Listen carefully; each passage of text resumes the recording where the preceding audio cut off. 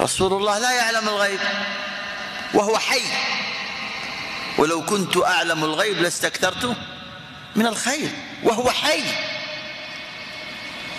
ليلة الأحزاب يقول: من يأتيني بخبر القوم وله الجنة. لو كان يعلم الغيب ما ذكر للصحابة هذا، لكان عنده خبر القوم. ما يعلم الغيب وهو حي، ولا بعد موته ما يعلم الغيب. فإذا كان حي ما يعلم الغيب، حتى بعد موته ما يعلم الغيب. رسول الله صلى الله عليه وسلم في قبره إلا ما يعلمه الله. حتى الصلاة على النبي صلى الله عليه وسلم تبلغ إليه من ملك. حتى يوم القيامة رسول الله صلى الله عليه وسلم لا يعلم الغيب.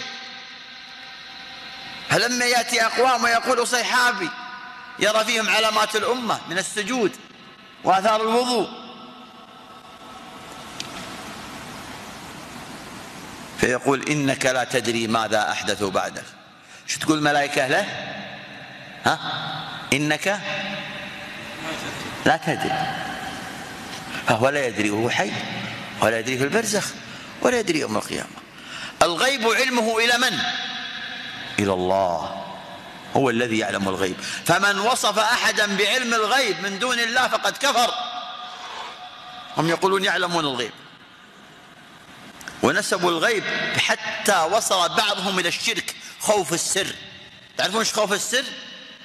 خوف السر إذا تكلم في المشعوذين أو في هؤلاء يقول له: اسكت تصيبك مصيبة. ويعلم الغيب هو.